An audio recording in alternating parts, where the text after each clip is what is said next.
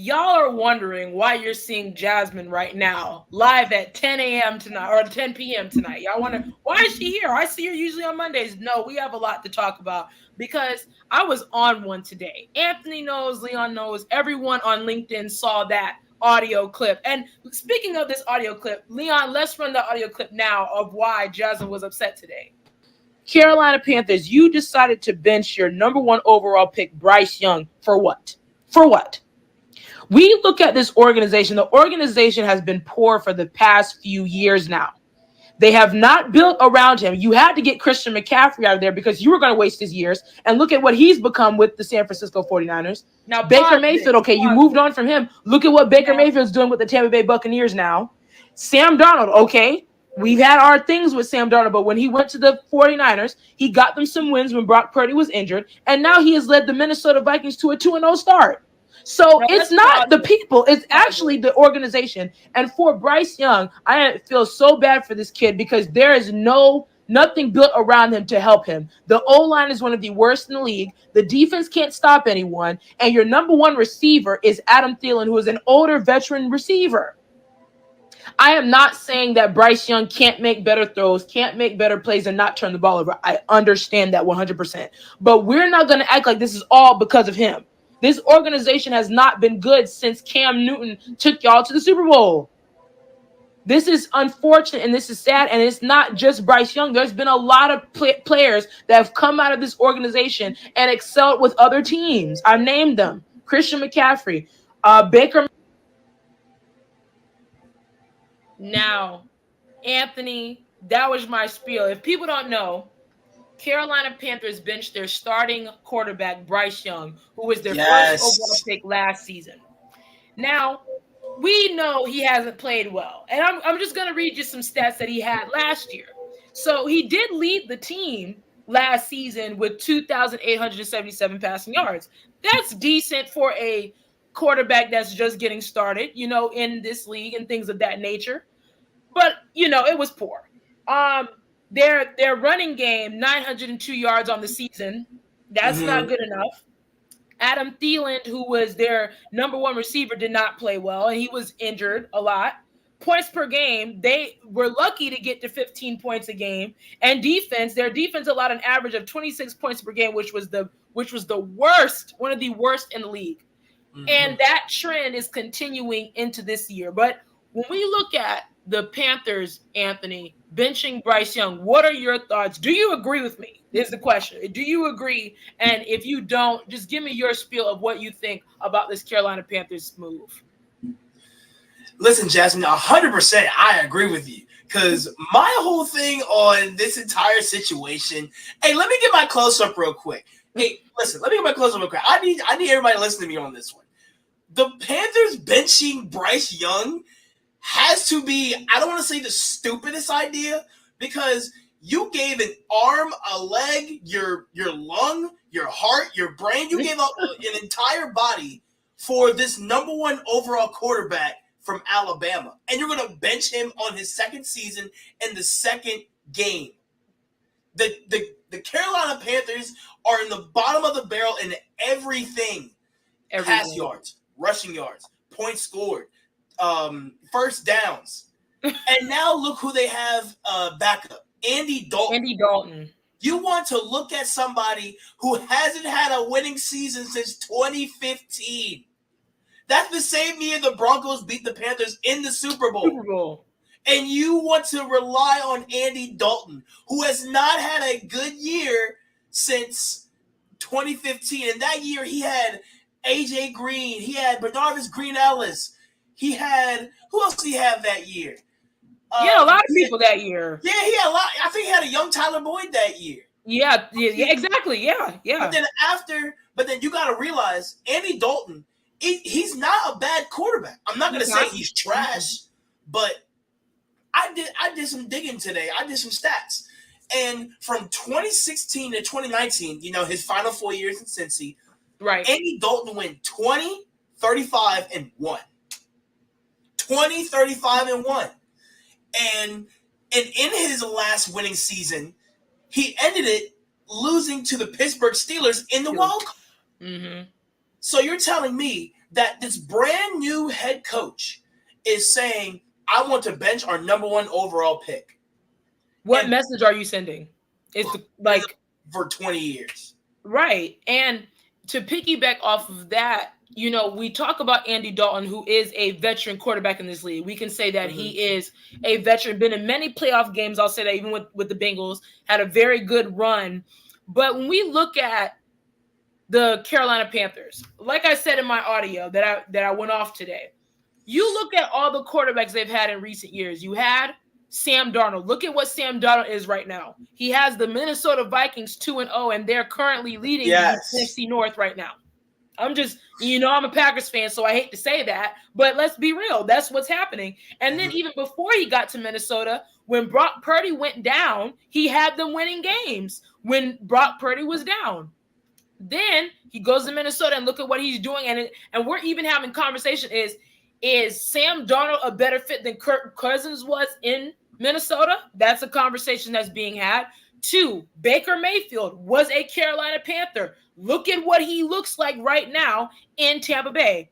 Carolina got the new Dan Snyder as their owner. Hey, wow, that's crazy. Listen, honestly, that's a wild statement. But I mean, I gotta agree with him. But that's crazy. This organization, and shout out to your comment, Mike. But this conversation or this organization is in like you said, the bottom of the barrel and everything.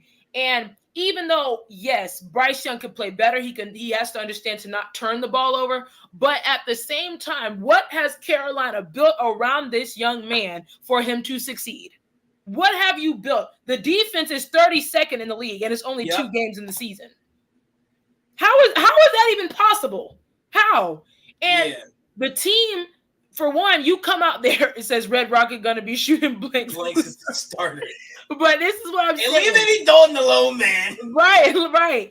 And the thing is, my problem when I look at this organization is, what are you going? Where do you expect to go? I heard James Jones, earlier today on one of the talk shows. He said, "Where are y'all headed? You're not going to the playoffs. You're not winning a Super Bowl. You're not going to an NFC Championship game, let alone winning the division. There's no way the Carolina Panthers are winning this division at all. They're going to be last in the division, possibly have a number 1 overall pick again. And what are you going to do? Bryce Young needs help. He needs the run game. Obsolete, last in rushing. There's no rushing attack. The O-line, every time he's ready to pass, there's defenders in his face. So what can you expect this kid to do? He's running for his life. Yes, you are a Packers fan. I just had someone on talking Packers as they take on the Titans on my show, turning the AFC South. Yeah, I'm a huge Packers fan, diehard Packers fan. But when I look at the Panthers, I feel so bad for Bryce Young because there's no way he went from what he was at Alabama to declining that bad. And I get people talk about size and all that. I get all that, but you can make it work. We've seen people that didn't look the part. When we talk, Tom Brady's a different conversation, but Tom Brady didn't look the part at all. 6th-round pick, and look at what they built around him and how they established his success. But for Bryce Young, I feel so bad for the kid because the Carolina Panthers, he was put in a very bad situation. And for him to have all of that on his shoulders is not fair to him. Not saying he can't play well. I'm not saying that at all. But the problem is that what are you guys building around him? What are you building in Carolina? Are you building a winning culture? You are not. There's a reason why you had to get Christian McCaffrey out of there. There's a reason. Hold on, Jasmine. I'm going to actually defend the Panthers organization for this one. Because the pass catches they have in Carolina, they have a grandfather in Adam Thielen. They got 2 young receivers in Jonathan Mingo and Xavier Legette. And I believe they still have Hayden Hurst. Yes. They have some decent weapons over in Carolina. But just like a lot of rebuilding teams, listen, I'm a Patriots fan. And you guys can see I'm a Patriots fan. And I can say that the Panthers O-line is, I don't want to say the biggest issue, but it's one of the biggest issues. So we got a comment. He's had 3 head coaches, 3 offensive coordinators, and 2 GMs as the number 1 pick of the Carolina Panthers, and that's not even talking about on the field yet. How do you expect the kid to win? Exactly. You cannot have a recipe for winning if your front office isn't set. If you're cycling through your front office every season, no one is going to be good. No. I don't that kind of brings the analogy to say if a kid is bad, it starts at home. If a player is bad, it starts in the front office. So and I love that analogy. Love it. This player sucks. This player sucks. Okay, who are his coaches when you say he sucked? Well, he had 3 different coaches. He had 3 different OCs. He had 2 different GMs. He had 2 different defensive coordinators. Well, of course, why he sucks, he had 3 different people telling him 3 different things. They're all the bottom line same thing, but they're all 3 different things. Mac Jones is a perfect example. Oh my God. I want people to you know this is Jasmine, I don't want to take over your show, but the thing with Mac Jones is a dog. Don't get me wrong. Mac Jones is a demon. First year with New England, he took him to the playoffs. Second year, he had Matt Patricia. Third year, he had Bill O'Brien. But now people saying he sucks. Matt Jones' buns. But look what he did in the preseason with Jacksonville. That boy is lighting up defenses. And I'm like, why didn't we get this Mac Jones? Well, we did. We just want to change OCs every season. Exactly. And Mike said another thing. Bryce Young is going to be done as a Panther. I say Miami is a fit for him. Now, that's a conversation that we can have. Now, speaking of the AFC South, or AFC East, I mean, we all know Anthony is a Patriots fan. Now, let's look at this division right now. Yeah. Let's shift gears a little bit. So, meaning that, do you see that happening, though? So we look at what Tua's going through. Tua's going to be out for some weeks. He had the concussion, and that's been a conversation of should he retire? He's had a lot of scary injuries and those kinds of things like that. And he hasn't – I am not saying Tua's horrible, but he hasn't evolved, if that makes sense. He hasn't evolved or expanded his game, and he's getting paid a lot of money, a ton of money. Mm-hmm. Do you see Bryce Young going down there to South Beach and – with a Tyreek Hill, with a Jalen Waddle, and then OBJ is coming in a few months? Do you see that happening? Me personally, I don't want to say that I do, but I will say, in the next 2 seasons, 3 seasons, if Bryce Young does not get his stuff together, he will be the backup for another organization. Unless the Panthers are willing to say, you know what? Let's actually be grown adults. Let's have like one guy, one head coach, one GM, and be with him for 5-6 years. If the Panthers don't want to do that, Bryce Young is walking. Yeah. Bryce Young is either going to be a second string or a third string in the AFC, or he's going to find himself on the practice squad somewhere else. It's a sad conversation to have, but it's the truth. Bryce Young, I don't want to say he's not that good because his college tape speaks for himself. But I think he is different than the NFL. Some talents transfer, some talents don't. So to put him in can he be a starter somewhere else? No. The Carolina Panthers is a NFL team just like everybody else. Okay. I can put Bryce Young on. I'll say I don't want to say the Falcons because no. I can put Bryce Young on the Seahawks. I can put Bryce Young on the Seahawks. That's fair. And he could possibly do the same thing. He'll have Charles Cross on one side, and he'll have Evan Neal's on the Giants. He'll have another right tackle on his right side, and he can scramble all day long. But can he get it to Tyler Lockett? Can he get it to JSN? Can he get it to DK? Right. His playmakers are going to make him look good, and not a lot of NFL offenses are going to make Bryce Young look good. I'm sorry. And to piggyback off of that too, we look at that example of Brock Purdy. I'm not saying Brock Purdy's a scrub, but look at what he has around him. He said Bryce Young sucks, bro. I'm not gonna say the kid sucks. Somebody said it. The organization has to be said. I mean, it's like, look, I'm gonna defend the kid. You know, he does not suck. He does not suck. I think he could play a lot better, but I mean, look at what he's working with. If anybody, you look at, I just mentioned, with all the quarterbacks they went through, We thought that was end of what's his name? Baker Mayfield. We thought, I'm thinking, oh, Baker's done. Until he gets to Tampa, who's already has a thing set for him. Brady's gone. Then you already have Mike Evans. You have these people like that. He's able to, okay, now he's improving. You're seeing what Baker is doing. Sam Darnold, everybody was harping on Sam Darnold. Nobody thought Sam Darnold was going to be that guy. But what I saw when Brock Purdy was out, I saw him win games for them. 2, you look at what he's doing with Minnesota. I think Bryce Young, if they want to build, they need to build around him. And yes, I'm not saying he hasn't played good. I'm saying he's played horrible. He has. But I think when we're looking at this, the whole benching, him being benched is not going to help the team. But I think you need to build around this kid. You need to build around him. Give him something. Give him a run game. Give him something. Give him an O-line. Give him time to throw. If I would say this, give him another year. I'll give him another year. Let's build an O-line. Let's get some people in here. And let's say, you know what, we're going to start with the ground up. And if he does not perform, then you can move on from him. But honestly, Carolina's in a bad spot regardless. I don't see any bright future in this organization at all. I don't see it. I don't see it at all. Bryce Young's career is going to follow the one of Jameis Winston. And that's sad because Jameis was one of those quarterbacks that a lot of people were, looking forward to. We saw what he did at Florida State. Even with Tampa, he had those moments, but the turnovers.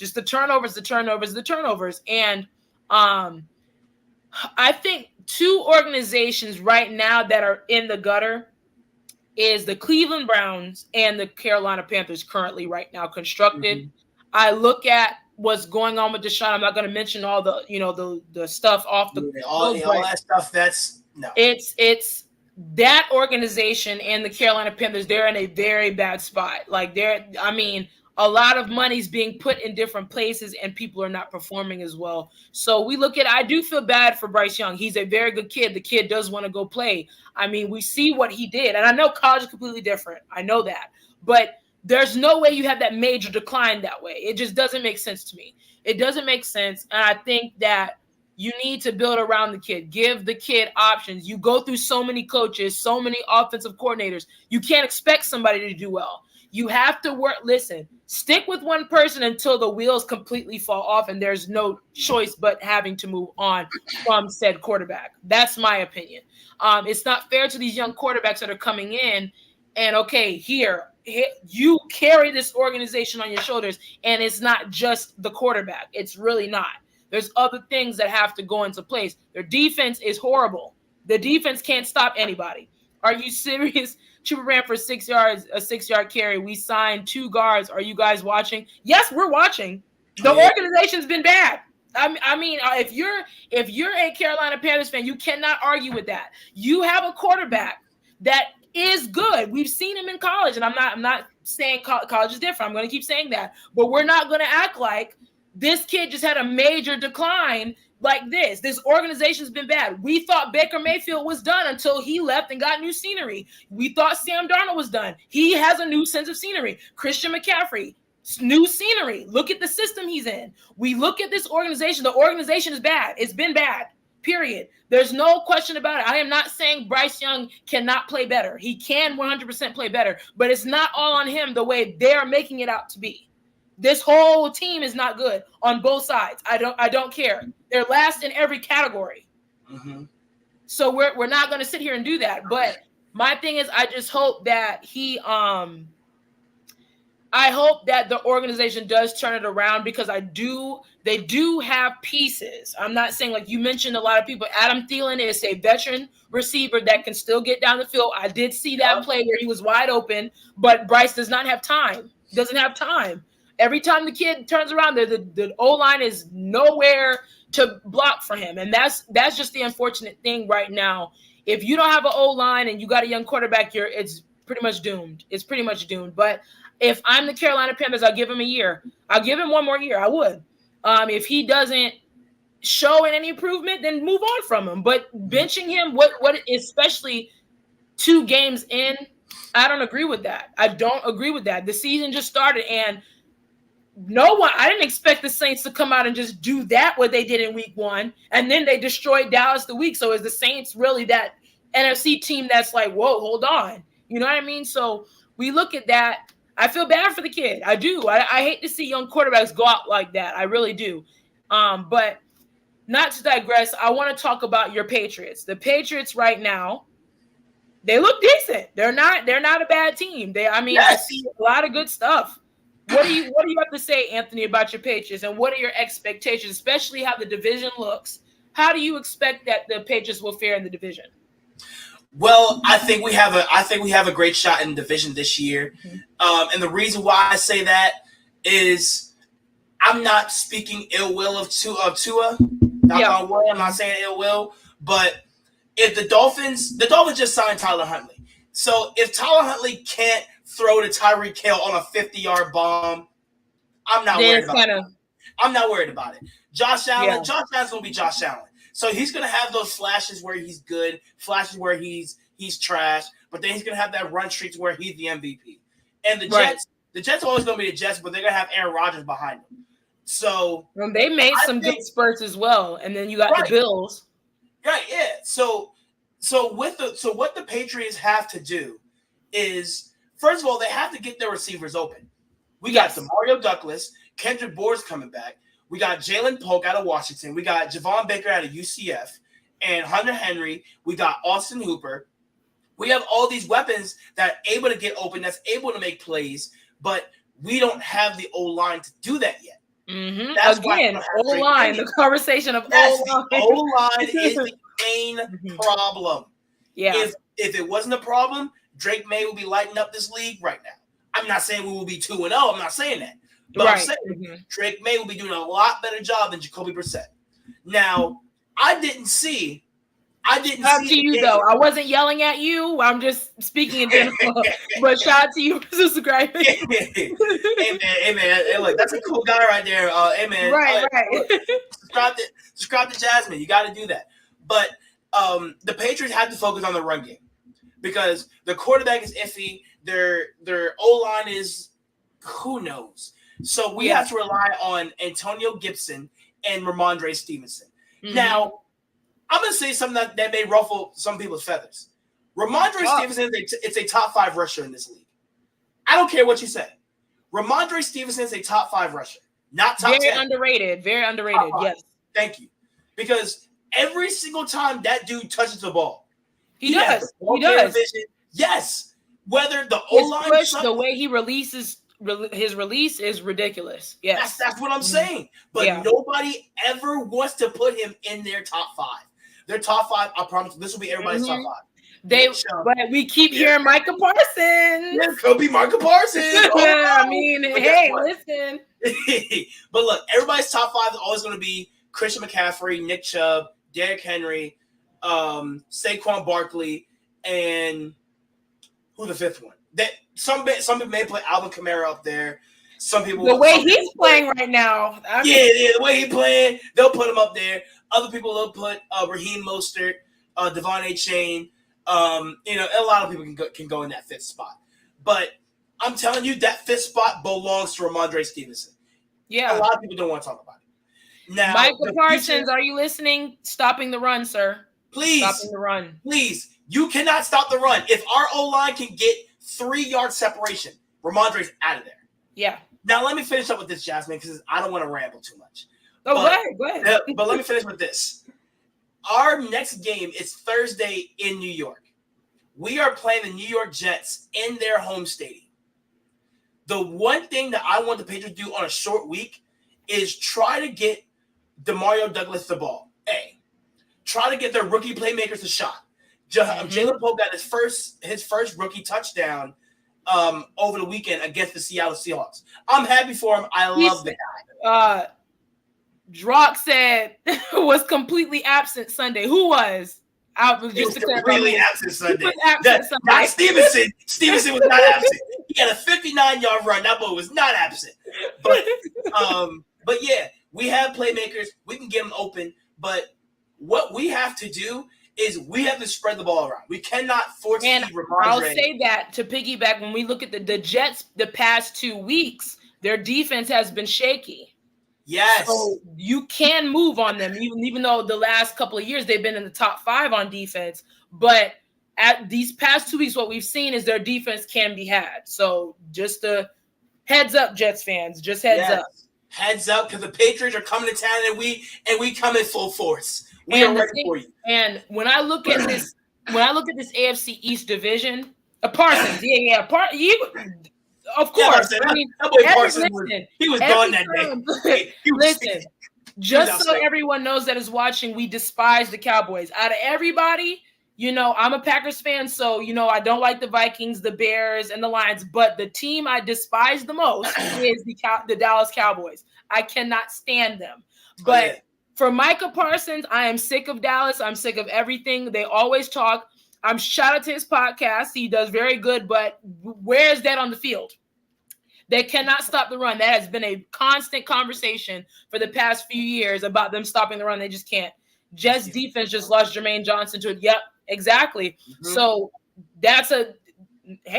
I'm telling you, Jets can win that division as it currently stands now. As of right now, they could. But in the next 5-6 games, no way.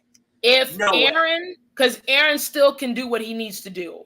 100%. Love to see the Cowboys lose big. Makes my day bright. Exactly. When the Cowboys lose is the best thing.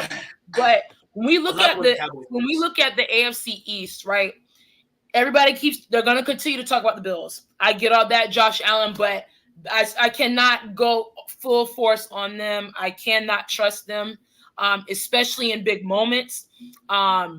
Josh Allen tends to shy away from that big moment. I am not saying he isn't talented. He's one of these talented young guys right now, but I love y'all. Yeah.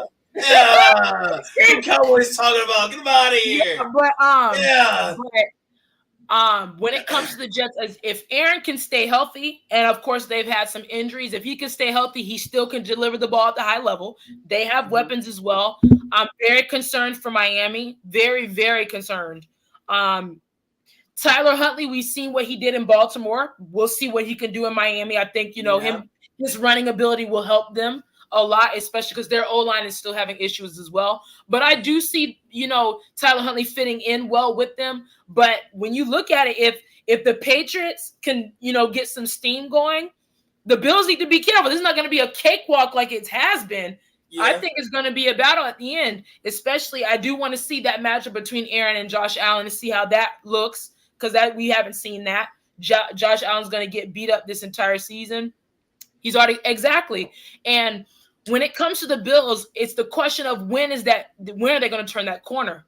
We keep talking about him. We keep talking about Josh Allen and Patrick Mahomes and Joe Burrow in that conversation, but you can't beat Mahomes. And you haven't turned that corner. Now, we get to see them in a few weeks play each other, but what are we going to get from them? What are we going to get out of Buffalo? And I'm frankly tired of hearing about Buffalo. It's, the Buffalo Bills, and then they don't do it. So, I mean, I know somebody made the comparison that I saw that the Cowboys and the Bills are kind of the same thing. The Bills are like the Cowboys in the AFC. Yeah. But for Dallas, what's going on? You paid Dak all this money. He's the highest paid player in NFL history. CeeDee Lamb is the second highest paid receiver.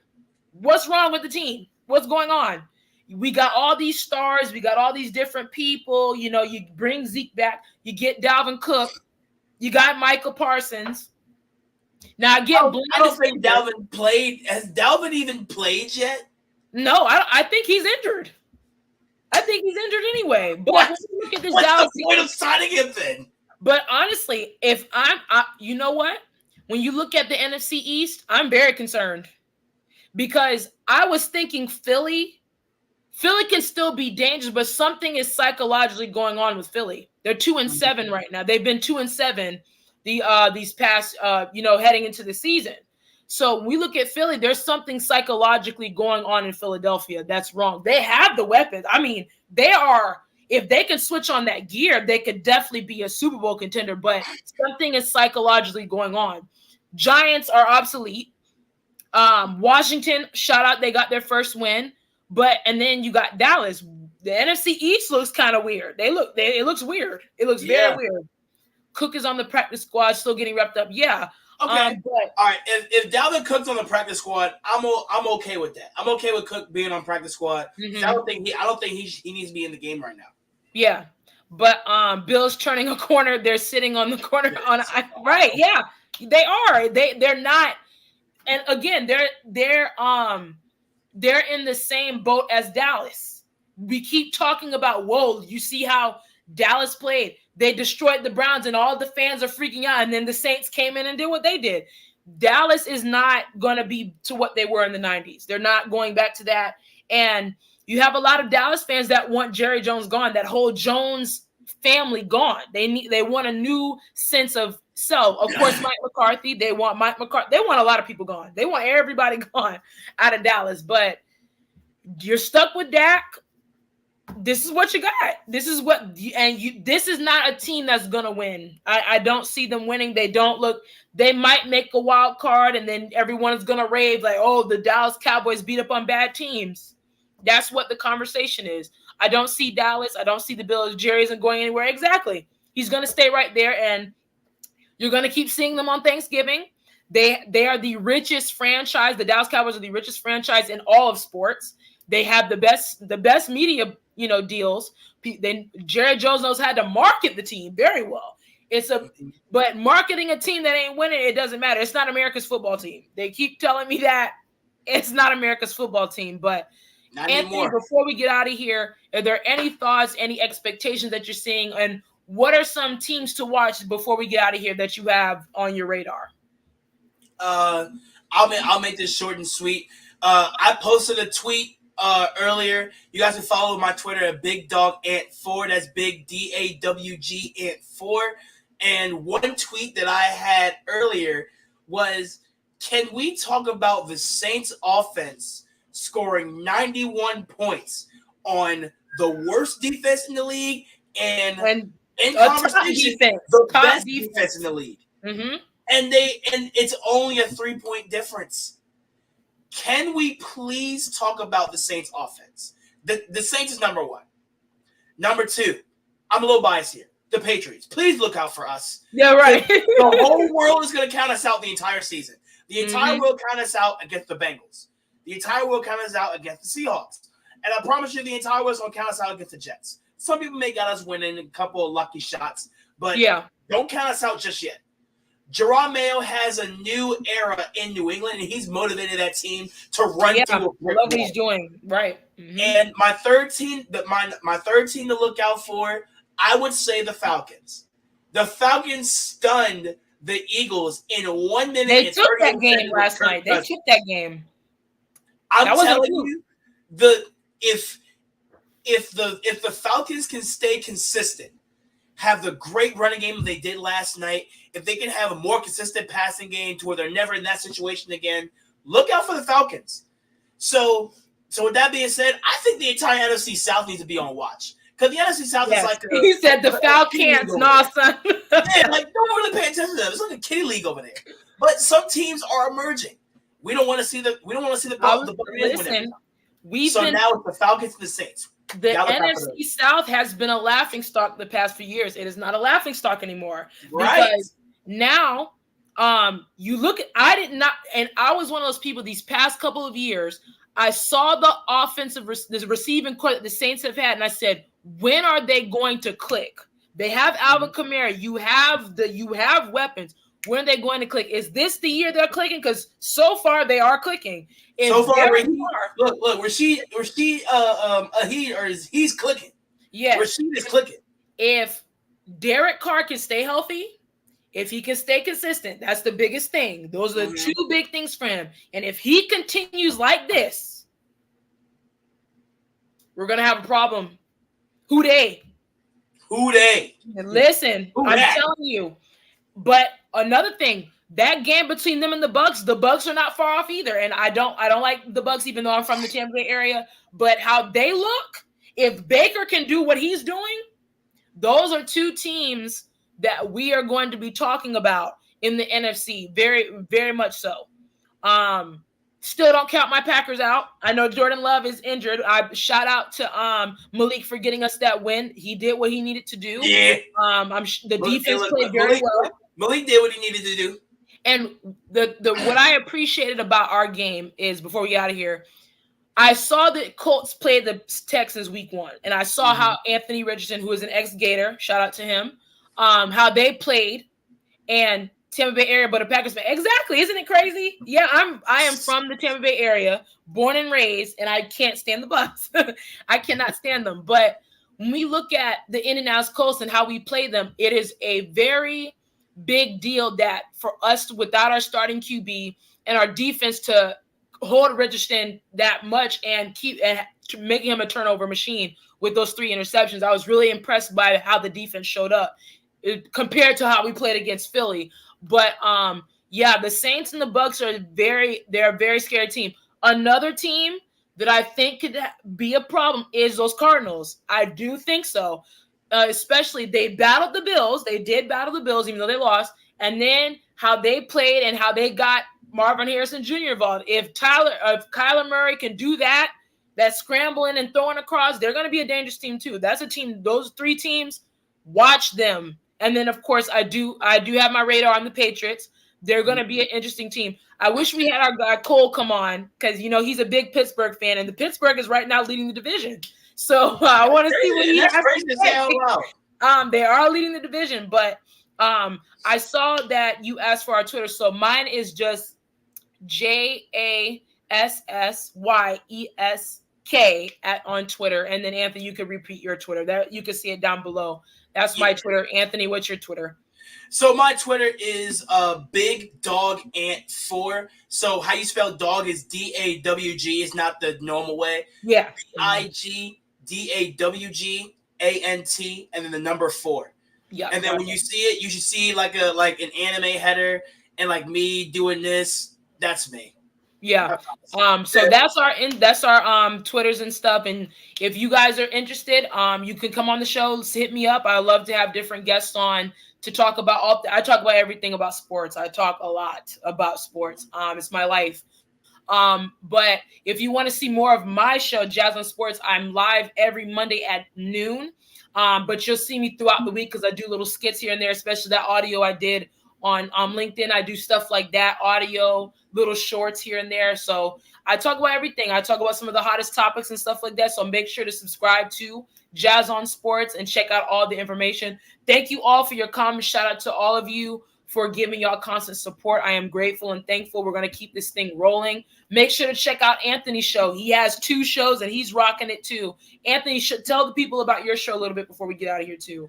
Yeah, real quick. I have a new show called Antarchy. My Antarchy show airs Saturday at 8:20, and I talk about anything and anything underneath the sun, whether it's a social problem, economic problem, a presidential problem, or I even talk about sports too. I talk about literally anything that goes inside my head.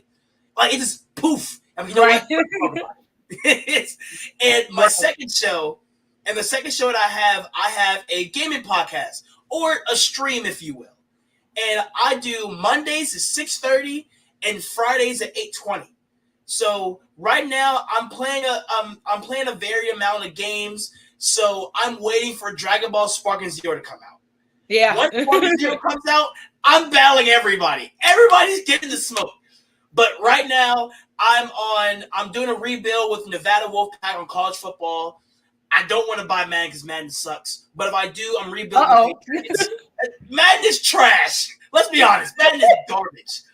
And I'm playing an old game that I used to play back when I was in middle, going into high school. It's called Titanfall 2. So those are 3 games I mainly play. I'm also playing a game called Bug Snacks. It's an indie game that was made a few years ago. And I'm doing a Fortnite streams every now and again. So I'm kind of like in a mix of like a really good handful of games until I have that one game to where I'm doing it fully. Gotcha. And so I know a lot of information. So Antarchy show Saturdays at 8:20, and the Antarchy gaming show Mondays at 6:30, Fridays at 8:20. Gotcha. And there you have it, folks. Mike, definitely get in contact with me. anime hair, hidden technique, right? Everyone, listen, everyone, if you guys want to be on our shows, contact us. We are very open to meeting new people. We love to connect with everyone. We're here to elevate, as young Black people in this society, in sports, and a lot of different social things. Like you heard Anthony into gaming, into a lot of the social things going on in the world, into that. Me, I love sports. I'm into a lot of the music talk and things like that. I love talking about rap beefs and things like that, but I want to get that started very soon. But I love talking. We love talking. If you want to have us on your show, if you guys want to be on our shows, hit us up. We are open. We are open to collab with a lot of different people. We're just ready to skyrocket, especially with the Leon Thomas group for sure. So shout out to all of you. Shout out to Leon Thomas, man. Yeah, definitely shout out to Leon. And shout out to Jay too. He spearheads all of this. You know what I'm saying? So shout out to Leon. Thank you for the production. Thank you, Leon. Thank you, Jay. Thank you, Kiera, who is new. We're very thankful for that. That wraps up the show. See you guys for more. I might have some more rants coming this week, but make sure to tune in and subscribe. Thank you for watching Jazz on Sports. See y'all later.